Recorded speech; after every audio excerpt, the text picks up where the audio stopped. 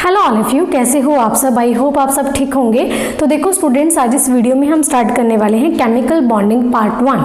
ठीक है, यहाँ पे 1 लिखा है। पहले हम 1 के बारे में डिस्कस करेंगे। कम से कम इसकी वीडियो आएगी आपके पास 7 और 8 वीडियोज़ इसकी आएंगी। उसके बाद हम केमिकल बॉन्डिंग 2 स्टार्ट कर देंगे, उसमें भी आपकी इतनी ही वीडियोज़ आएंगी। क्लियर है? तो इस वीडियो को अच्छे से समझना है, अच्छे से देखना है। न्यू सीरीज़ हमने स्टार्ट करी है, इनऑर्गेनिक का ये आपके पास पार्ट रहेगा। तो अभी हम स्टार्ट करते हैं हमारे पास केमिकल बॉन्डिंग पार्ट 1। ठीक है, अब देखो मैं यही बोलूँगी जो स्टूडेंट्स देख रहे हैं वीडियोस के साथ साथ में प्लीज़ नोट्स बनाते जाइए, ताकि आपको बार बार वीडियोस देखने की जरूरत ना पड़े। क्लियर? तो अभी हम स्टार्ट करते हैं हमारे पास केमिकल बॉन्डिंग 1। देखो केमिकल बॉन्डिंग को हम कोवेलेंट बॉन्डिंग भी बोलते हैं। ठीक है, केमिकल बॉन्डिंग भी बोलते हैं। अब देखो हमारे पास जो कोवेलेंट बॉन्ड होता है, जो हमारे पास कोवेलेंट बॉन्ड होता है वो कैसे बनेगा? इलेक्ट्रॉन्स की शेयरिंग से। इलेक्ट्रॉन्स की शेयरिंग से हमारे पास क्या बनता है? Covalent bond. विदाउट शेयरिंग हमारे पास कोवेलेंट बॉन्ड की फॉर्मेशन नहीं होती है। ठीक है, अगर हम बात करें सपोज हमारे पास 2 एटम है, लाइक ए एटम है और एक बी एटम है। इन दोनों एटम में कोई ना कोई फोर्स ऑफ अट्रैक्शन होता है, यानी कोई भी फोर्स अवेलेबल होगी। इन दोनों में क्या होगी? कोई ना कोई फोर्स होती है। अगर वो सिर्फ फोर्स ही है, लाइक हमारे पास सिर्फ फोर्स आती है, सिर्फ अगर हमारे पास फोर्स होगी लाइक वैन-डर-वाल फोर्सेस हैं, ठीक है, वैन-डर-वाल फोर्सेस हैं, तो इनको हम क्या बोलेंगे? ये जो बॉन्ड हमारे पास बनाएंगे इनको क्या बोलेंगे हम? आयनिक बॉन्ड्स। आयनिक बॉन्ड्स। आयनिक बॉन्ड का मतलब क्या होगा कि हमारे पास जो भी एटम्स हैं एक दूसरे के साथ अटैच होंगे। ये अटैच हमारे पास इलेक्ट्रॉन्स की शेयरिंग के कारण नहीं होंगे, ये सिर्फ किसके कारण होंगे? क्योंकि इनमें एक फोर्स अवेलेबल है, उस फोर्स का नाम होगा वैन-डर-वाल फोर्सेस। वो वैन-डर-वाल फोर्सेस क्या करती हैं? दोनों एटम्स को एक साथ जोड़ के रखती है, तो उन एटम को हम बोलते हैं आयनिक बॉन्ड। ठीक है, अगर हमारे पास इन्हीं एटम में इलेक्ट्रॉन्स की शेयरिंग हो जाए, सपोज ये अपना एक इलेक्ट्रॉन दे रहा है, ये अपना एक इलेक्ट्रॉन दे रहा है, तो दोनों क्या करेंगे? अपना इलेक्ट्रॉन शेयर कर लेंगे, जिसके कारण इसमें एक बॉन्ड बनेगा। ठीक है, तो हम इसको क्या बोलेंगे? Covalent bond. इसको हम क्या बोलेंगे? Covalent bond. ठीक है, अब देखो जो इसमें एक फोर्सेस होती है वो क्या होगी? Internuclear forces. Internuclear forces. और ये जो फोर्सेस होती हैं कोवेलेंट बॉन्ड्स के बीच में, जो हमारे पास फोर्सेस अवेलेबल होती है इंटरन्यूक्लियर फोर्सेस, ये क्या होंगी? Weak forces. वीक फोर्सेस होती हैं। और जो वैन-डर-वाल फोर्सेस होती हैं आयनिक बॉन्ड में, वो क्या होंगे हमारे पास? Strong forces. Strong forces. इतनी बात क्लियर है? समझ में आया आपको? अभी देखो जो मैंने आपको बोला कि हमारे पास जो एटम कंबाइंड करते हैं, कंबाइंड का मतलब क्या है? अगर कोई ए एटम है और बी एटम है, अपने इलेक्ट्रॉन्स क्या है दे रहा है, शेयर कर रहे हैं, कोवेलेंट बॉन्ड की फॉर्मेशन कर रहे हैं, तो यहाँ पे ये दोनों एटम, यानी ये वाला एटम, यहाँ पे ये सेम भी हो सकते हैं और यहाँ पे दोनों डिफरेंट भी हो सकते हैं। फॉर एग्जाम्पल, अगर हम इसको एग्जाम्पल से समझें तो हमारे पास देखो ये भी हो सकता है, O2 भी हो सकता है, N2 भी हो सकता है, H2 भी हो सकता है, F2 भी हो सकता है, Cl2 हो गया। इसमें क्या है? हमारे पास ऑक्सीजन और ऑक्सीजन है। ठीक है, ये क्या है? दोनों सेम एटम है। अगर हाइड्रोजन की बात करें तो हमारे पास सेम एटम है। अब ज़रूरी नहीं है कि हमारे पास सेम ही एटम आए, ज़रूर नहीं होता। यहाँ पे हमारे पास डिफरेंट एटम भी आ सकते हैं। डिफरेंट एटम का मतलब लाइक हाइड्रोजन फ्लोराइड। ठीक है, यहाँ पे हाइड्रोजन, यहाँ पे फ्लोरीन एटम है, तो यहाँ ये भी क्या कर सकते हैं? ये भी क्या करेंगे? अपने इलेक्ट्रॉन्स एक दूसरे के साथ शेयर करेंगे और एक क्या बनाएंगे? यहाँ पे कोवेलेंट बॉन्डिंग बनाएंगे। क्लियर है? तो यहाँ पे एटम सेम भी हो सकते हैं, यहाँ पे एटम हमारे पास डिफरेंट भी हो सकते हैं। अगर हम बात करें टाइप ऑफ कोवेलेंट बॉन्डिंग की, तो ये हमारे पास होती है 2 टाइप की। ठीक है, कितने टाइप की होती है? 2 टाइप की। तो यहाँ पे देखो इंटर एटॉमिक और inter molecular type of covalent bonding.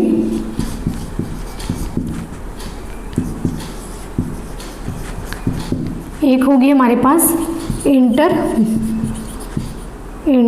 Atomic और इंटर मॉलिक्यूलर। ठीक है, इंटर एटॉमिक और इंटर मॉलिक्यूलर। देखो एटॉमिक का मतलब क्या है? एटम्स के बीच में जो फोर्सेस अवेलेबल होती हैं। ठीक है, 2 एटम्स के बीच में जो फोर्सेस हमारे पास अवेलेबल होगी उसको हम बोलेंगे इंटर एटॉमिक। अब इंटर एटॉमिक जो ये है हमारे पास कितने टाइप का होता है? पहला है आयनिक बॉन्ड, दूसरा है हमारे पास कोवेलेंट बॉन्ड, जो हम पढ़ ही रहे हैं, ठीक है। तीसरा है हमारे पास कोऑर्डिनेट बॉन्ड, चौथा है हमारे पास मेटालिक बॉन्ड, ठीक है। इंटरएटॉमिक में क्या हो गया, एटम्स के बीच में जो फोर्सेस होती हैं उनको हम बोलते हैं इंटरएटॉमिक फोर्सेस, ठीक है। और ये कितने टाइप की होती है, 4 टाइप की। इसमें है ionic bond, covalent bond, coordinate bond, metallic bond. Ionic bond क्या होता है, देखो आयनिक बॉन्ड क्या होगा, हमारे पास एक मेटल एक नॉन मेटल में बॉन्डिंग बनती है। मेटल क्या करेगा, अपने इलेक्ट्रॉन्स किसको देगा, नॉन मेटल्स को, और मेटल क्या हो जाएगा पॉजिटिव चार्ज, और नॉन मेटल क्या हो जाएगा नेगेटिव चार्ज। पॉजिटिव और नेगेटिव चार्ज में हमारे पास एक फोर्स लगती है जिसका नाम होता है वैन डर वाल फोर्सेस, और ये वैन डर वाल फोर्सेस ही क्या करती हैं, दोनों मेटल और नॉन मेटल को एक दूसरे के साथ अटैच करके रखती है, जिसको हम बोलते हैं आयनिक बॉन्ड, ठीक है। तो इसमें आ गया कोवेलेंट बॉन्ड, हम पढ़ ही रहे हैं क्या, शेयरिंग ऑफ इलेक्ट्रॉन से हमारे पास जो बॉन्डिंग बनती है जिसको हम बोलते हैं कोवेलेंट बॉन्डिंग, और इनमें जो बॉन्डिंग जो फोर्सेज अवेलेबल होती हैं वो होंगी इंटरमॉलिक्यूलर फोर्सेज जो कि वीक होती हैं, ठीक है। उसके बाद है कोऑर्डिनेट बॉन्ड। कोऑर्डिनेट बॉन्डिंग क्या होती है हमारे पास, देखो कोऑर्डिनेट बॉन्ड इसको मैं समझा देती हूँ। लाइक ए और बी एटम है, ठीक है। इस ए के पास हमारे पास क्या पेयर ऑफ इलेक्ट्रॉन, ये क्या करेगा, ए पूरा का पूरा ये दोनों इलेक्ट्रॉन अगर ए बी को दे दे, यहाँ पे शेयरिंग नहीं हो रही है, समझो इस चीज़ को, यहाँ पे शेयरिंग नहीं हो रही है। ए क्या कर रहा है, पूरा का पूरा इलेक्ट्रॉन जो अपना पेयर ऑफ इलेक्ट्रॉन है वो क्या दे रहा है, बी को। अगर ये बी को दे देगा तो ए पॉजिटिव आ जाएगा और बी क्या आ जाएगा हमारे पास नेगेटिव। तो यहाँ पे क्या होता है कोऑर्डिनेट बॉन्ड में, एक एटम अपना पूरा का पूरा जो बॉन्ड पेयर है वो पूरा का पूरा ट्रांसफर करता है दूसरे के ऊपर, तो इसको हम क्या बोलते हैं हमारे पास कोऑर्डिनेट बॉन्ड। यानी ये कोऑर्डिनेट बॉन्ड की तरह शो करते हैं इस तरीके से कि ये दे रहा है तो इस तरीके से ऐसे एरो हो जाएगी, अगर बी देगा तो इस तरीके से एरो हो जाएगी, ठीक है। तो ये कोऑर्डिनेट बॉन्ड आएगा। मेटालिक बॉन्डिंग क्या होती है ये मैं आपको समझाऊंगी आगे, इसका पूरा हम अच्छे से पढ़ेंगे, इसके पार्ट्स भी पढ़ेंगे, टाइप्स ऑफ मेटालिक बॉन्डिंग भी अच्छे से क्लियर करेंगे, ठीक है। अब देखो उसके बाद है हमारे पास इंटरमॉलिक्यूलर क्या होती है, देखो मॉलिक्यूल्स के बीच में जो फोर्सेस होंगी हमारे पास उनको बोलेंगे इंटरमॉलिक्यूलर। इसमें हमारे पास क्या है, लाइक जो फोर्सेस होंगी, ठीक है। अब मॉलिक्यूलर में कौन सी फोर्सेज अवेलेबल होती हैं, लाइक वैन डर वाल फोर्सेज, ठीक है। कौन सी होंगी, वैन डर वाल फोर्सेज, और वैन डर वाल फोर्सेज भी आगे 5 टाइप की हैं, ठीक है। और हाइड्रोजन बॉन्डिंग हो गया, इनको भी हम हाइड्रोजन बॉन्डिंग में हमारे पास आगे 2 टाइप की होती हैं, इंटर और इंट्रा हाइड्रो, ठीक है। इंटर हाइड्रोजन बॉन्डिंग और इंट्रा हाइड्रोजन बॉन्डिंग, तो ये सब चीज़ें हैं। तो इतना ज़्यादा इसको पढ़ने की नीड नहीं है, बस हमें पता होना चाहिए कि कोवेलेंट बॉन्डिंग कितने कितने टाइप की होते हैं, क्या टाइप होता है, क्या उसमें होता है, ठीक है। बस इतना का थोड़ा बहुत पढ़ के जाया करो, कुछ भी चीज़ें छोड़ने की जरूरत नहीं होती है। बस हाँ ये हम सोच लेते कि हाँ हमें टाइप ऑफ कोवेलेंट बॉन्डिंग आती है तो हम छोड़ जाते हैं एग्जाम में, लेकिन देख के जरूर जाया करो। क्या है, कई बार ऐसा होता है प्रेशर में हम वो भी चीज़ें भूल जाते हैं, जो आसान चीज़ें वो भी भूल जाते हैं, ठीक है। तो ये चीज़ें अपने दिमाग में रखनी है। अगर हम बात करें यहाँ पे मैंने बताया कि हमारे पास जो कोवेलेंट बॉन्डिंग है वो हमारे पास सेम एटम्स में भी हो सकते हैं और डिफरेंट एटम्स में भी हो सकती है, तो उसके एग्जाम्पल हम डिस्कस कर रहे थे। तो पहले मैं डिस्कस करती हूँ आपके साथ हाइड्रोजन की, इसके पहले हम डिस्कस करेंगे हाइड्रोजन की। लाइक ये वाला हाइड्रोजन है, ठीक है, और हमारे पास एक ये हाइड्रोजन है। तो यहाँ पे क्या होगा, एक इलेक्ट्रॉन ही इसके पास होता है वैलेंस शेल में, एक ही इलेक्ट्रॉन इसके पास होता है वैलेंस शेल में। तो ये क्या करेगा, ये इलेक्ट्रॉन और ये इलेक्ट्रॉन एक दूसरे के साथ शेयरिंग करते हैं और एक बॉन्ड बनाते हैं जिसको हम बोलते हैं H2 हाइड्रोजन। एक मॉलिक्यूल बना दिया ना, हाइड्रोजन हाइड्रोजन दोनों एटम्स ने कंबाइंड करा, बॉन्डिंग बनाई और ये मॉलिक्यूल की फॉर्मेशन करते। अब देखो यहाँ पे ये इसके H2 की एग्जाम्पल की बात करी, तो यहाँ पे अगर मैं बात करूँ F2 की, तो F2 में क्या है, कितने इलेक्ट्रॉन्स होते हैं इसके वैलेंस शेल में, 1 2 3 4 5 6 7, टोटल 7। अब इसका भी सेम चीज़ 1 2 3 4 5 6 7, सॉरी 6 हो गया, 7 हो गया। अब देखो एक चीज़ मैं बताना भूल गई, यहाँ पे क्या होता है, अब ये शेयर क्यों करते हैं, देखो शेयर इसलिए करते हैं क्योंकि इनको ये तब तक शेयर करेंगे जब तक इनकी स्टेबल कॉन्फ़िगरेशन नहीं आती। स्टेबल इनर्ट कॉन्फ़िगरेशन नहीं आती, ठीक है। जो इनर्ट गैसेस होती हैं, ठीक है, इनर्ट गैसेस हमारे पास जो होती हैं उनका कॉन्फ़िगरेशन होता है हमारे पास NH2 और NP6। कितने इलेक्ट्रॉन हो गए इसके वैलेंस शेल में? 8 इलेक्ट्रॉन्स, ठीक है। तो 8 क्या होते हैं हमारे पास वैलेंस शेल में? 8 इलेक्ट्रॉन्स है। इसके एग्जाम्पल लाइक हीलियम, ठीक है। यहाँ पे क्या आ गया? जैसे हीलियम आ गया, ठीक है, नियोन आ गया, आर्गन आ गया, क्रिप्टोन आ गया और जीनोन आ गया। क्या आ गया? जीनोन आ गया। अब इसके जो कॉन्फ़िगरेशन होती है NH2 NP6 है। अब ये क्या है हमारे पास? स्टेबल इलेक्ट्रॉनिक कॉन्फ़िगरेशन है, ना तो इसको बाहर से लेना पड़ता, ठीक है, कोई भी अपनी मतलब ऑक्टेट कंप्लीट करने को, ना तो इसको किसी को देना और ना किसी से लेना, ठीक है। तो ये क्या होते हैं हमारे पास? स्टेबल होते हैं। अब ये स्टेबल होते हैं, बाकी तो स्टेबल नहीं होते ना, तो वो क्या करते हैं एक दूसरे के साथ शेयरिंग करते हैं। जैसे कि अगर मैं इसकी बात करूँ फ्लोरीन की, क्योंकि इनको कितने इलेक्ट्रॉन्स चाहिए अपना ऑक्टेट कंप्लीट करने के लिए? 8 इलेक्ट्रॉन चाहिए। तो ये क्या करेंगे हमारे पास? इसके पास पहले क्या है? कितने हैं? 7 है। तो 7 तो हमारे पास फुली फिल्ड नहीं है, ऑक्टेट कंप्लीट नहीं हो रहा। तो ये क्या करेगा? खुद को स्टेबल करने के लिए इस फ्लोरीन से 1 इलेक्ट्रॉन शेयर कर लेगा। ये वाला आइटम क्या करेगा? इससे क्या करेगा? शेयर कर लेगा और टोटल कितने बन जाएंगे? 8। ऐसे ही ये वाला फ्लोरीन क्या करेगा? इसके पास भी 7 हैं, तो ये इससे शेयर कर लेगा, तो क्या बन जाएगा? टोटल 8। तो दोनों क्या करते हैं? एक दूसरे के साथ शेयरिंग करते हैं और स्टेबल बन जाते हैं, ठीक है। तो ये क्या बनाएंगे हमारे पास? एक बॉन्ड की फॉर्मेशन कर देते हैं, तो जिसको हम बोलते हैं F2, क्लियर, जिसको हम बोलते हैं F2।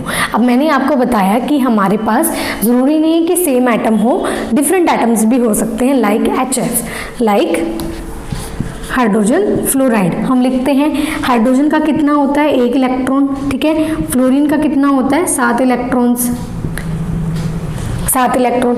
अब देखो हमारे पास स्टेबल कॉन्फ़िगरेशन होती है 2 8 2 8 18, ठीक है, ये होती है जी। या तो 2 करो अपना ऑक्टेट कंप्लीट करो, या तो 2 करके, या फिर 8 होने चाहिए ऑक्टेट कंप्लीट होने के लिए, या फिर 18 होने चाहिए। इस तरीके से आपने पढ़ा भी होगा ये। तो यहाँ पे तो 8 पॉसिबल था, तो हमने कर दिया। अब हाइड्रोजन के पास पहले ही 1 है, तो क्या करेगा? 1 इलेक्ट्रॉन लेके खुद को क्या करेगा? स्टेबल कर लेगा। क्लियर है? तो यहाँ पे क्या करेगा हाइड्रोजन? 1 इसके पास है, 1 फ्लोरीन से शेयर कर लेगा, तो 2 बना आ गया, तो खुद को क्या कर लिया इसने? स्टेबल कर लिया। फ्लोरीन क्या करेगा? इसके पास 7 थे, अब 8 बनाने होते हैं, तो क्या करेगा? हाइड्रोजन के साथ शेयर कर लेगा और क्या बना देगा? ऑक्टेट कंप्लीट कर लेगा अपना, और ये स्टेबल हो जाएगा और क्या बना देगा? Hydrogen fluoride. क्या बना देगा? Hydrogen fluoride. अगर ऐसे ही हम बात करें O2 की, अगर ऐसे ही हम बात करें किसकी? O2 की, तो इसमें क्या होता है हमारे पास? 1 2 3 4 5 6, और इसमें भी 1 2 3 4 5 6, ठीक है। तो इसको भी क्या करना है? इसमें भी 6 है, इसमें भी 6 है, तो 6 इसको क्या करना है? अपना ऑक्टेट कंप्लीट करना है, यानी इसको 8 इलेक्ट्रॉन कंप्लीट करने हैं अपने। तो ये क्या करेंगे?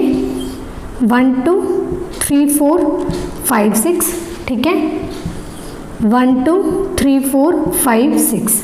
अब देखो 8 इलेक्ट्रॉन पूरे ऑक्टेट कंप्लीट करना है, तो 1 2 3 4 5 6 7 8, ये इसके साथ शेयर करेगा, ये इसके साथ शेयर करेगा, 1 2 3 4 5 6 7 8, ठीक है। तो एक दूसरे के साथ क्या करेंगे? शेयरिंग करेंगे और यहाँ पे बॉन्ड की फॉर्मेशन करेंगे, यानी ऑक्सीजन O2 में हमारे पास क्या होते हैं? डबल बॉन्ड होता है, ठीक है, यानी 2 ऑक्सीजन डबल बॉन्ड के साथ जुड़े होते हैं।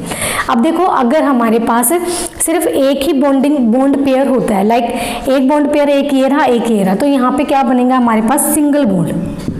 हमारे पास क्या बनेगा? सिंगल बॉन्ड बनेगा, ठीक है। अगर सिर्फ एक ही बॉन्ड हो, अगर सिर्फ हमारे पास एक ही बॉन्ड पेयर होगा तो सिंगल बॉन्ड फॉर्मेशन बनेगा। अगर हमारे पास 2 बॉन्ड पेयर होंगे तो हमारे पास क्या बनेंगे? Double bond. अगर हमारे पास 3 बॉन्ड पेयर होंगे तो हमारे पास क्या बनेगा? Triple bond. क्लियर है इतनी बात? तो ये सारा था आपका बेसिक, ये सिर्फ एक बेसिक था जो मुझे पढ़ाना था आपको। ये सारा हमारा कंप्लीट हो चुका है। अब हम स्टार्ट करते हैं पोलर और नॉन पोलर कंपाउंड्स, ये स्टार्ट हम कर लेते हैं, ठीक है। अब हम स्टार्ट करते हैं polar and non polar compounds, ठीक है। तो पोलर कंपाउंड्स क्या होते हैं? तो तो पोलर कंपाउंड्स हमारे पास क्या होते हैं, जिन कंपाउंड्स के ऊपर पॉजिटिव और नेगेटिव चार्ज अवेलेबल होता है वो किस कैटेगरी में जाएंगे, पोलर में। ठीक है। नॉन पोलर क्या होती है, जिनके ऊपर कोई भी चार्ज अवेलेबल नहीं होता, ना तो कोई पॉजिटिव चार्ज ना कोई नेगेटिव चार्ज, कुछ भी नहीं होता, वो किस में जाएंगे, नॉन पोलर्स में। और वो कंपाउंड जिसमें पॉजिटिव चार्ज अवेलेबल होते हैं वो किस में जाते हैं, पोलर कंपाउंड्स में। अब पॉजिटिव चार्ज क्यों अवेलेबल होता है, किस तरीके से आता है वो मैं आपको बताती हूँ। तो देखो यहाँ पे फॉर एग्जाम्पल कोई भी कंपाउंड लाइक ए बी, मैंने 2 एटम्स लिए। अगर हमारे पास सपोज इसके वैलेंस शेल में 1 इलेक्ट्रॉन है, इसके वैलेंस शेल में 1 इलेक्ट्रॉन है, ठीक है। अगर ये दोनों इलेक्ट्रॉन्स हमारे क्या आ जाए, एटम्स के बीच में, यानी ये भी इक्वली शेयर कर रहा है और ये भी इक्वली शेयर कर रहा है, ऐसा नहीं है कि इस एटम ने इसके भी इलेक्ट्रॉन खींच लिए या फिर इस एटम ने इसके इलेक्ट्रॉन खींच लिए, दोनों क्या हैं हमारे पास बिल्कुल सेंटर में है दोनों के, यानी एक दूसरे से इक्वली शेयर है। ठीक है, यानी ये भी इसके शेयर करेगा और ये भी इसके शेयर करेगा, तो किस कैटेगरी में जाएंगे, हमारे पास नॉन पोलर की कैटेगरी में। यानी ये कंपाउंड क्या करते हैं, यानी जो ये एटम्स है क्या करते हैं, हमारे पास शेयरिंग से हमारे पास एक कोवेलेंट बॉन्डिंग की फॉर्मेशन करते हैं। बट इसमें ऐसा नहीं होता पोलर में। पोलर में क्या होगा, लाइक आप हाइड्रोजन फ्लोराइड की एग्जांपल ले लो, इसमें क्या है, ये फ्लोरीन है जो ये मोर इलेक्ट्रोनेगेटिव है, ठीक है, ये मोर इलेक्ट्रोनेगेटिव है और ये मोर इलेक्ट्रोपॉजिटिव है, इलेक्ट्रोपॉजिटिव और ये इलेक्ट्रोनेगेटिव है। तो ये क्या करते हैं हमारे पास, ये अब इसमें क्या है, नेगेटिव होने के कारण ये पूरा का पूरा जो इलेक्ट्रॉन होता है, जो हमारे पास एक दूसरे के साथ शेयरिंग से जो कोवेलेंट बॉन्ड बनाते हैं, लाइक ये है, इस तरीके से इन्होंने शेयरिंग से बनाया। अब फ्लोरीन मोर इलेक्ट्रोनेगेटिव होने के कारण ये क्या करेगा, पूरा का पूरा इलेक्ट्रॉन खुद ले जाता है, तो जिसके कारण हमारे पास क्या होगा, हाइड्रोजन पे पॉजिटिव चार्ज और फ्लोरीन पे क्या आता है, एक नेगेटिव चार्ज। ठीक है, तो यहाँ पे क्या बन जाएगा, ये non polar compounds, non polar compounds, इनकी फॉर्मेशन हो जाती है। क्लियर है इतनी बात, तो ज़्यादा पढ़ने की जरूरत नहीं है इसमें, पोलर नॉन पोलर बस यही है सब। क्लियर। अब हम देखते हैं general characteristics of covalent bonds. जो जनरल कैरेक्टरिस्टिक्स होती हैं हमारी कोवेलेंट बॉन्ड की, उसको हम डिस्कस करते हैं आगे। तो हेडिंग डालेंगे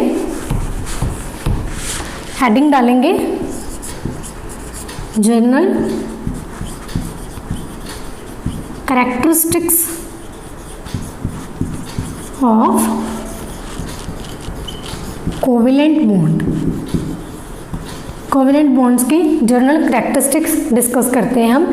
तो सबसे पहले हमारे पास जो आएगा वो है फिजिकल स्टेट। फिजिकल स्टेट, देखो फिजिकल स्टेट में क्या है कि हमारे पास जो कोवेलेंट बॉन्ड है वो कैसे बनते हैं, by mutual sharing of electron, यानी इलेक्ट्रॉन्स की शेयरिंग के कारण हमारे पास कोवेलेंट बॉन्डिंग की फॉर्मेशन होती है। ठीक है, अब ये क्या है, हमारे पास एक डिस्क्रिएट मॉलिक्यूल होता है, क्यों, क्योंकि ये इलेक्ट्रॉन्स की शेयरिंग के कारण बनेगा और एक डिस्क्रिएट मॉलिक्यूल बनेगा। ठीक है, तो अब जिसके कारण इनमें क्या होता है, एक इंटरमॉलिक्यूलर फोर्सेज होती हैं जो कि एक वीक फोर्सेज मानी जाती हैं। लेकिन अगर हम इसका ही उल्टा देखें, आयनिक बॉन्डिंग की बात करें, तो उसमें क्या है, एक फोर्सेज अवेलेबल होती हैं जिसका नाम वैंडरवाल फोर्सेज है। तो वो वैंडरवाल फोर्सेज हमारे पास काफ़ी ज़्यादा स्ट्रॉन्ग फोर्सेज मानी जाती हैं। तो ये किस कैटेगरी में जाएगा, फिजिकल स्टेट की कैटेगरी में। ठीक है, ये पॉइंट आपको क्लियर हुआ। अब देखते हैं हम low melting and boiling point. देखो हमारे पास जो कोवेलेंट बॉन्ड होता है उनका low melting and boiling point होता है। क्यों होता है, क्योंकि इसमें हमारे पास जो एटम्स होते हैं इलेक्ट्रॉन्स के एक दूसरे के साथ शेयरिंग करते हैं, तो हमारे पास बॉन्ड बनता है। अब मैंने बताया कि इंटरमॉलिक्यूलर फोर्सेज हैं, इंटरमॉलिक्यूलर फोर्सेज वीक फोर्सेज होती हैं, अगर हम उनको थोड़ा सा भी टेम्परेचर देंगे तो वो आसानी से टूट जाते हैं, इसलिए इनका मेल्टिंग पॉइंट और बॉइलिंग पॉइंट दोनों कम होता है। क्लियर, ये हो गया। अब हम बात करते हैं हमारे पास सॉल्युबिलिटी की। देखो जो हमारे पास कोवेलेंट कंपाउंड्स होते हैं, जो कोवेलेंट कंपाउंड्स होते हैं, ठीक है, वो जनरली सॉल्युबल होते हैं हमारे पास नॉन पोलर सॉल्वेंट्स में। नॉन पोलर सॉल्वेंट्स क्या आ गए हमारे पास, लाइक बेंजीन, क्या होंगे इसमें, ये सॉल्युबल होंगे और हमारे पास इनसॉल्युबल होंगे किसमें? पोलर सॉल्वेंट्स में, लाइक वाटर। ठीक है, क्लियर। अब हम देखते हैं यहाँ पे नॉन कंडक्टर। अब देखो जो कोवेलेंट कंपाउंड्स होते हैं वो पुअर कंडक्टर होते हैं इलेक्ट्रिसिटी के। क्या है ये? Poor conductor of electricity.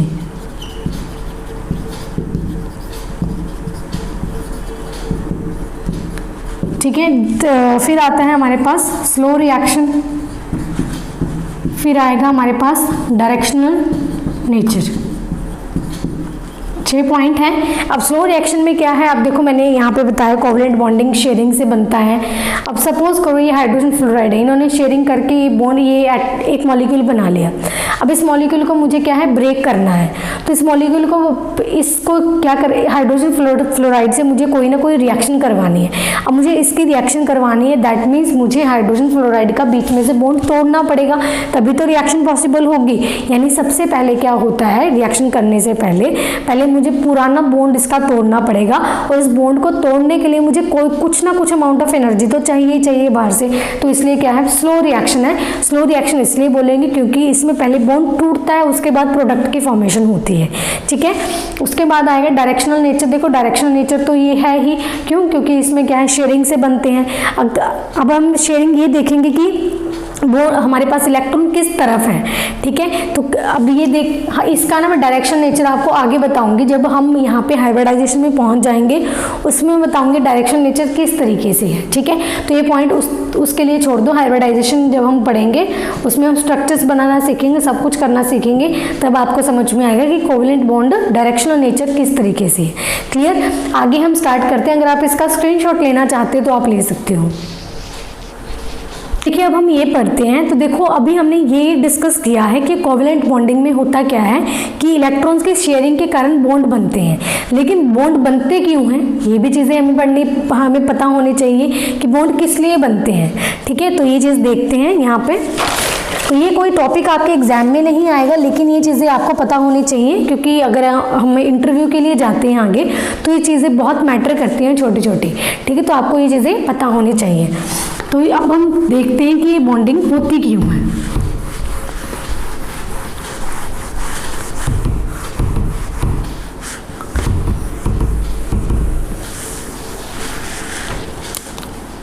अब हम ये देख रहे हैं कि बॉन्डिंग होती क्यों है, क्योंकि to lower potential energy of the system. ये मैं समझाती हूँ मैंने क्या लिखा है।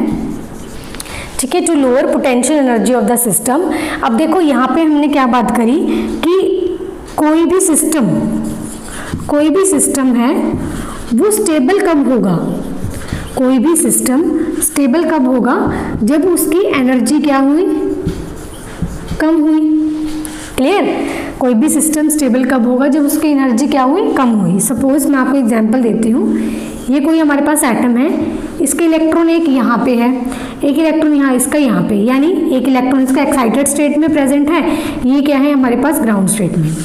ठीक है, अब यहाँ से इस इलेक्ट्रॉन का या तो इधर जाना या फिर इधर जाना पॉसिबल है, क्योंकि ये क्या है ऊपर खड़ा है, तो या तो ये यहाँ से गिरेगा या फिर यहाँ से गिरेगा।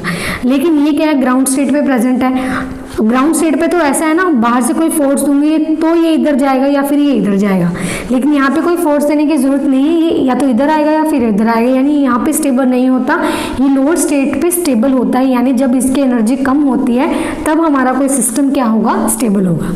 ठीक है, इतनी बात। अब देखो हमारे पास कोई भी एटम है, लाइक एक ये एटम है, एक ये एटम है, ए है और बी है।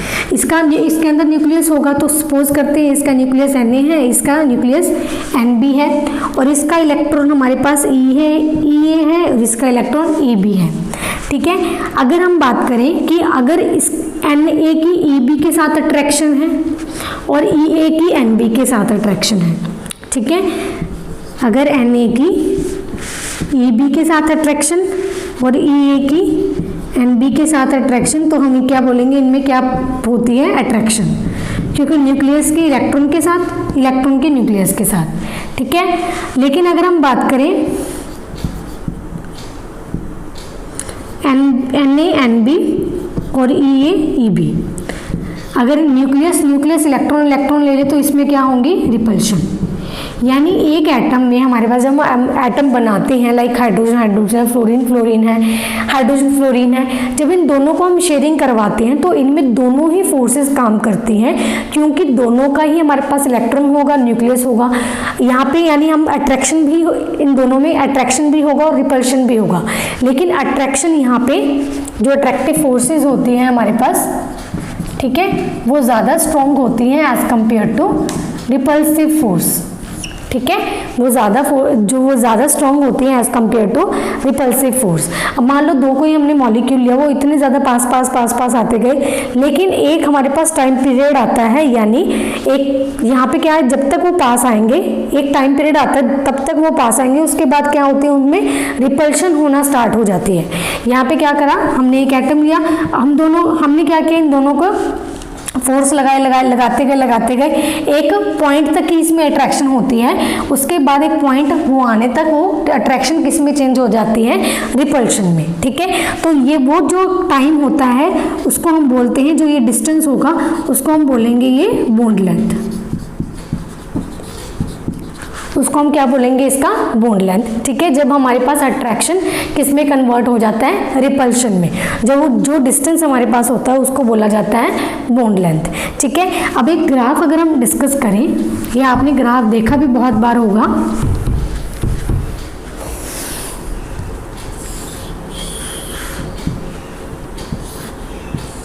यहाँ पे लेते हैं हम पोटेंशियल एनर्जी और यहाँ पे हम लेते हैं आर क्या है हमारे पास, यहाँ पे लिख देती हूँ, डिस्टेंस बिटवीन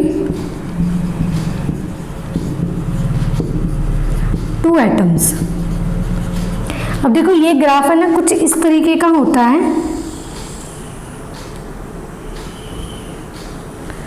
कुछ इस तरीके का आपको बुक्स में देखने को मिलता है। जो यहाँ पे जो आर होता है, यानी जो डिस्टेंस होता है दोनों के बीच में, वो क्या होता है, आर इन्फिनिटी। देखो एटम्स बहुत छोटे होते हैं, बहुत छोटे छोटे एटम्स होते हैं, अगर इन दोनों में मैं जो डिस्टेंस है अगर 100 सेंटीमीटर का भी रख दूँ तो ये आर इन्फिनिटी, यानी उसके लिए क्या होगा, वो इन्फिनिटी के बराबर ही होगा। ठीक है, समझ रहे हो। तो मैंने क्या लिया तो मैंने 100 सेंटीमीटर, लेकिन एटम के हिसाब से वो इन्फिनिटी पे प्रेजेंट है। अगर इनमें डिस्टेंस इन्फिनिटी है, दैट मीन्स उसका पोटेंशियल एनर्जी क्या आएगा, 0। ठीक है, बट जैसे जैसे मैं इधर जाती हूँ, जैसे जैसे मैंने डिस्टेंस उसका कम करती गई, ठीक है, पहले तो 100 सेंटीमीटर था, अब मैंने इधर जा रही हूँ, दैट मीन्स उसका डिस्टेंस मैं कम करते जा रही हूँ। तो जब इधर जाऊँगी तो पोटेंशियल एनर्जी हमारे पास क्या होती जाएगी, थोड़ी कम होती जाएगी। ठीक है, इधर क्या होगी, कम होती जाएगी। बट जैसे जैसे मैंने और डिस्टेंस कम करा तो यहाँ पे हमारे पास एक पोटेंशियल एनर्जी आती है, यहाँ पे ये पोटेंशियल एनर्जी हमारे पास सबसे मिनिमम आती है, यानी हम बोलेंगे कि पोटेंशियल एनर्जी नेगेटिव में ही चली गई। यहाँ पे इतना डिस्टेंस मैंने कम कर दिया। अगर इसके बाद मैं और डिस्टेंस कम करूँगी मॉलिक्यूल्स में, तो हमारे पास क्या है, यहाँ पे अट्रैक्शन जो होगा वो रिपल्शन में चेंज होना स्टार्ट हो जाता है और यहाँ पे पोटेंशियल एनर्जी हमारे पास इंक्रीज होने लगती है। ठीक है, हमारे पास क्या है, पोटेंशियल एनर्जी, यहाँ पे क्या होगी, पोटेंशियल एनर्जी हमारे पास इंक्रीज होने लगती है। और जो ये डिस्टेंस होता है इसको हम बोलते हैं बॉन्ड लेंथ। बॉन्ड लेंथ वही ना जहाँ पे अट्रैक्शन किस में चेंज होना स्टार्ट हो जाए, रिपल्शन में, यानी पोटेंशियल एनर्जी उसकी इंक्रीज होनी स्टार्ट हो जाए, तो उस डिस्टेंस को हम बोलते हैं बॉन्ड लेंथ। क्लियर है। ये ग्राफ जो आपने पढ़ा होगा कि जो बुक है जहाँ पे केमिकल बॉन्डिंग आपको बुक में दिया हुआ, उसमें एक ग्राफ भी जरूर होगा। ठीक है, उसको देखना, बस इसमें यही बताया गया जो मैंने यहाँ पे बताया है। क्लियर, समझ में आया आपको। तो यहाँ पे हमने पढ़ा है कि ये हमारे पास सिस्टम की पोटेंशियल एनर्जी कम होनी चाहिए तो ये सिस्टम हमारे पास स्टेबल होगा। क्लियर, तो हमने ये चीज़ पढ़ ली।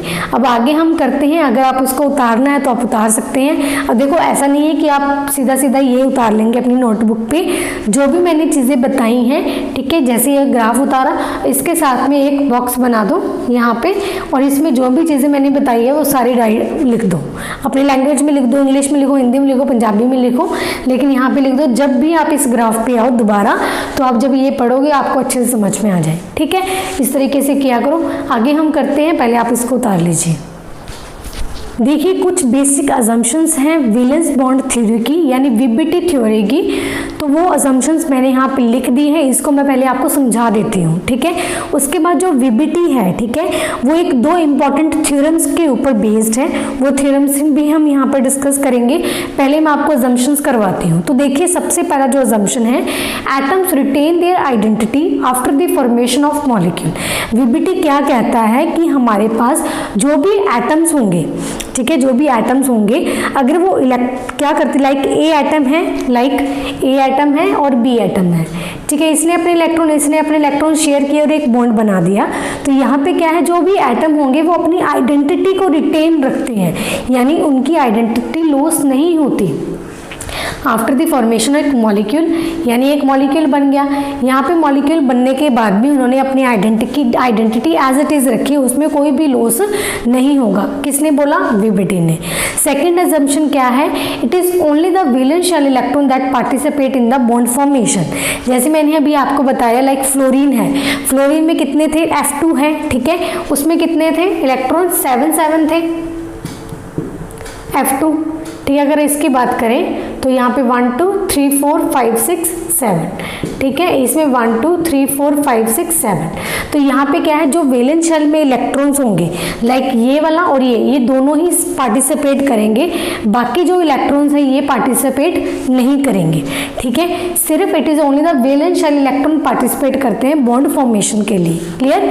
उसके बाद जो इनर इलेक्ट्रॉन्स होते हैं वो कभी भी पार्टिसिपेट नहीं करते बॉन्ड फॉर्मेशन के लिए, ठीक है। उसके बाद it is only the valence shell electrons from each bonded atoms that lose their identity while the other electrons remain unaffected. बस वही चीज़ बार कभी किस वे में बोल दी, कभी किस वे में बोल दी, ठीक है। बस इन्होंने यही बोला है कि जो हमारे पास वैलेंस शेल इलेक्ट्रॉन्स हैं सिर्फ यही पार्टिसिपेट करते हैं बॉन्ड फॉर्मेशन में, जो ये इलेक्ट्रॉन्स होते हैं बॉन्ड फॉर्मेशन में पार्टिसिपेट नहीं करेंगे, यानी इनका मतलब ये बोल दिया। उसके बाद में ये बोल दिया कि वैलेंस शेल इलेक्ट्रॉन्स ही अपने आइडेंटिटी लॉस करते हैं, बाकी जो इलेक्ट्रॉन्स होंगे वो आइडेंटिटी लॉस नहीं करेंगे, बस ये मतलब है। उसके बाद में the stability of the bond, जब हमारे पास एक मॉलिक्यूल बन जाता है शेयर करने के बाद, ठीक है, जो उसकी स्टेबिलिटी होगी is accounted in terms of the amount of energy released during the formation of the bond. यानी जब भी हमारे पास बॉन्ड बनता है किसी भी एटम से, जब भी एक मॉलिक्यूल बनेगा, मॉलिक्यूल में बॉन्ड बनेगा, ठीक है, उसमें क्या है, कोई ना कोई अमाउंट ऑफ एनर्जी रिलीज होती है। यानी हम ये बोलेंगे कि जितनी अमाउंट ऑफ एनर्जी रिलीज हुई उतना ही हमारे पास जो कंपाउंड होगा वो ज़्यादा स्टेबल होगा। जितनी ज़्यादा अमाउंट ऑफ एनर्जी रिलीज हुई उतना ही हमारे पास कंपाउंड या मॉलिक्यूल जो होगा वो मैक्सिमम स्टेबिलिटी की तरफ जाएगा। क्लियर है? ये थी इसकी बेसिक अजम्पशंस। अब मैंने अभी आपको बताया कि जो वीबीटी है वो हमारे पास किस पे बेस्ड है, दो थ्योरम्स के ऊपर बेस्ड होती है, और वो थ्योरम्स हमारे पास क्या आएगी वो मैं आपको अभी करवाती हूँ। पहले इसका आप स्क्रीनशॉट ले लीजिए, ठीक है, फिर मैं आपको दोनों थ्योरम्स आपको डिस्कस करती हूँ। यहाँ पे करते हैं, यहाँ पे जो थ्योरम्स है जो जिसके ऊपर वीबीटी डिपेंड करती है, तो वो है हमारे पास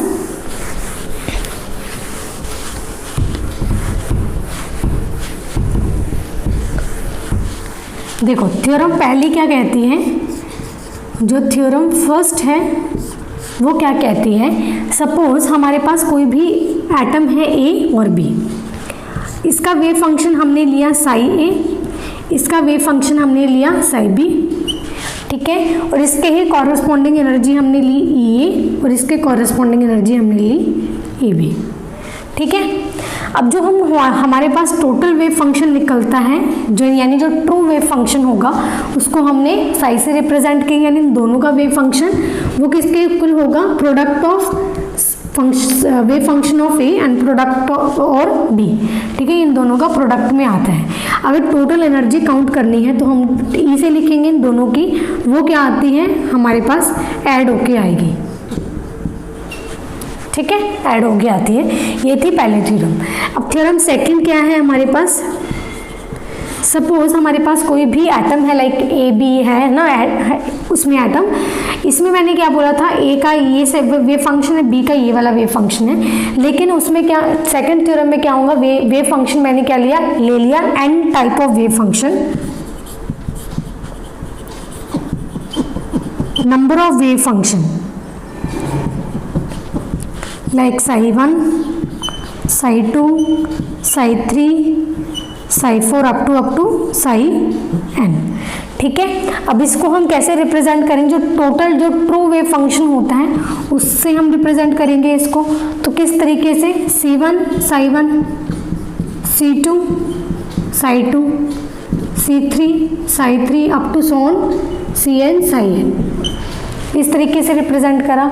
ये क्या है हमारे पास, उसमें एडिशन हो गया सारे वेव फंक्शंस में, और C क्या है हमारे पास, कोफिशिएंट्स।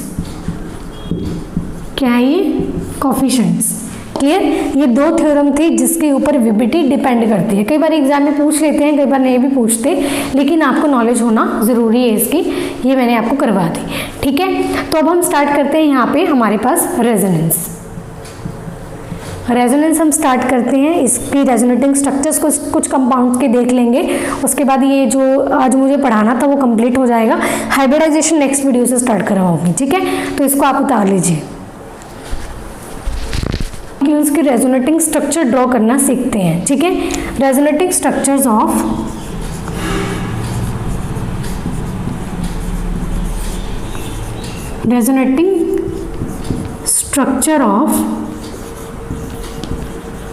सम मॉलिक्यूल्स। ठीक है, कुछ मॉलिक्यूल्स की रेजोनेटिंग स्ट्रक्चर देखेंगे। पहले देखते हैं हाइड्रोजन H2 की। क्लियर, रेजोनेंस तो आपको पता ही है कि हम किस तरीके से, मैं आपको एग्जाम्पल जैसे दूंगी उसमें आपको समझा दूंगी कि इसका बेसिक कॉन्सेप्ट क्या है। ये जो हाइड्रोजन है, ये जो हाइड्रोजन है, इसका इलेक्ट्रॉन और इसका इलेक्ट्रॉन, ठीक है, ये क्या करेंगे, एक दूसरे के साथ शेयरिंग करेंगे। हम क्या करते हैं, जो रेजोनेटिंग स्ट्रक्चर है वो इससे डिनोट करते हैं। डबल हेडेड एरो होती है, दोनों तरफ से बंद होगी। ठीक है, डबल हेडेड एरो होगी, इस तरीके से शो करेंगे। तो ये क्या करेंगे, हमारे पास एक बॉन्ड की फॉर्मेशन होगी। अगर हमारे पास एक जैसे हाइड्रोजन अगर ये लेके आप पूरा इलेक्ट्रॉन, तो हम किस तरीके से रिप्रेजेंट करेंगे, इस पे पॉजिटिव चार्ज और इस पे नेगेटिव चार्ज। ठीक है, ये है resonating structure of H2 molecule. अगर हम बात करें resonating structure of O2 molecule, जैसे ऑक्सीजन मॉलिक्यूल है, तो इसमें ऑक्सीजन 1 2 3 4 5 6 1 2 3 4 5 6। ठीक है, मैंने बताया इसमें ऑक्टेट रोल कंप्लीट करना, ऑक्टेट रोल अपना ऑक्टेट कंप्लीट करना होता है 2 4 6 और 8। ठीक है, तो ये क्या करेंगे, एक दूसरे के साथ शेयरिंग करेंगे। शेयरिंग करके क्या बनाएंगे, डबल बॉन्ड। अगर ये क्या होता है, अगर ये पूरा का पूरा इलेक्ट्रॉन एक खुद ही ले जाए, सपोज हमारे पास इस तरीके से है, इसका तो पूरा 6 इलेक्ट्रॉन्स हैं। अगर ये वाला इलेक्ट्रॉन्स भी ये ले जाए, तो यहाँ पे क्या आएगा, इस पे पॉजिटिव चार्ज, और 6 तो इसके पास थे, और ये क्या करा, ये पूरा का पूरा ये ले गया, तो इसके ऊपर क्या आ गया, नेगेटिव चार्ज। तो ये क्या है हमारे पास, रेजोनेटिंग स्ट्रक्चर। ठीक है, अगर हम बात करें हमारे पास N2 की, यहाँ पे क्या है, 5 इलेक्ट्रॉन्स होते हैं वैलेंस शेल में, 1 2 3 4 5। इसका 1 2 3 4 5 इस तरीके से। तो इसमें क्या होगा हमारे पास, रेजोनेटिंग स्ट्रक्चर इसकी क्या होगी, ये बनेगी। इससे रेजोनेटिंग स्ट्रक्चर ये बनेगी कि ये तीनों ही इलेक्ट्रॉन क्या है, एक दूसरे के साथ शेयरिंग कर लें और ये बना दें। अगर ऐसा नहीं होता तो ये क्या करते हैं हमारे पास,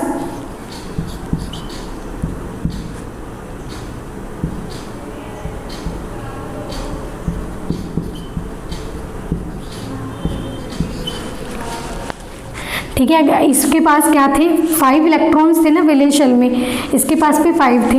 ये क्या करें, हमारे पास 5 है, अगर एक इलेक्ट्रॉन जो इसका एक्स्ट्रा है वो ले जाए, ठीक है, और खुद के ऊपर 6 कर ले, इसके ऊपर 4 कर दे, तो ये नेगेटिव और ये पॉजिटिव, और इसमें हमारे पास जो बॉन्ड बनेगा वो क्या बनेगा, डबल बॉन्ड। ये नेगेटिव आ गया, ये पॉजिटिव। ठीक है, ये है रेजोनेटिंग स्ट्रक्चर्स कुछ मॉलिक्यूल्स की। आगे मैं आपको करवाती हूँ CO2 की स्ट्रक्चर करवा दूँ, नहीं CO की करवाती हूँ। ठीक है, CO की स्ट्रक्चर हम ड्रॉ करते हैं, इसको मैं रब कर देती हूँ।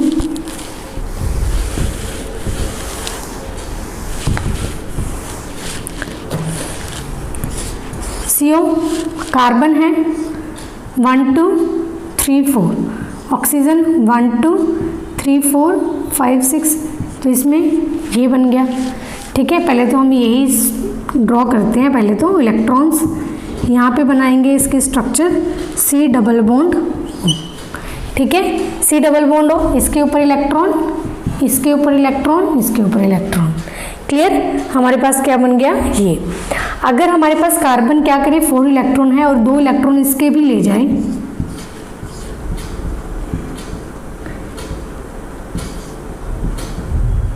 इस पे क्या आ गया नेगेटिव, इस पे पॉजिटिव, इस तरीके से आ जाए, तो यहाँ पे क्या बनेगा।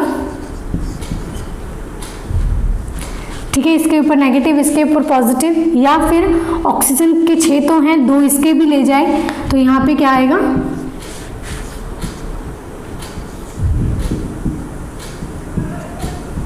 यहाँ पे नेगेटिव, यहाँ पे पॉजिटिव। ठीक है, तो ये कुछ रेजोनेटिंग स्ट्रक्चर्स हमारे पास होते हैं। क्लियर है, बहुत सारी रेजोनेटिंग स्ट्रक्चर हैं। बस आपको क्या है, पहले इलेक्ट्रॉन्स देखने होते हैं, इलेक्ट्रॉन से जो बन रहा है वो बनाओ, उसके बाद आप इलेक्ट्रॉन्स की शफलिंग करवा दो। 2 इलेक्ट्रॉन उसके पास भेज दिए, फिर इसके पास भेज दिए, इसके ऊपर नेगेटिव, इस पे पॉजिटिव, फिर एक बार इस पे पॉजिटिव, एक बार इस पे नेगेटिव। ये रेजोनेटिंग स्ट्रक्चर्स होते हैं कुछ मॉलिक्यूल्स की। ठीक है, बहुत आसान है, ये आप कर लोगे। ठीक है, अब देखिए आगे इस वीडियो में सिर्फ इतना ही, मुझे इतना करवाना था, लेकिन नेक्स्ट वीडियो जो होगी वो होगी हमारे पास हाइब्रिडाइजेशन की। ठीक है, इस वीडियो में मैंने आपको सम बेसिक कॉन्सेप्ट्स भी पढ़ाए हैं। ठीक है, तो ये सारा ही काम हो गया, लेकिन जो नेक्स्ट वीडियो आएगी ये सबसे ज़्यादा इंपॉर्टेंट है आपके पास, हाइब्रिडाइजेशन। ठीक है, ये हम पढ़ेंगे नेक्स्ट वीडियो से। ठीक है, और लेकिन जो भी हमने आज पढ़ा है इसको पहले आप पढ़ के रखेंगे, अच्छे से नोट्स बना के रखेंगे, उसके बाद ही आपका फ़ायदा होगा सेकेंड वीडियो देखने का। क्लियर, तो ये पढ़ लेना अच्छे से। तो मिलते हैं नेक्स्ट वीडियो में, तब तक के लिए बाय बाय।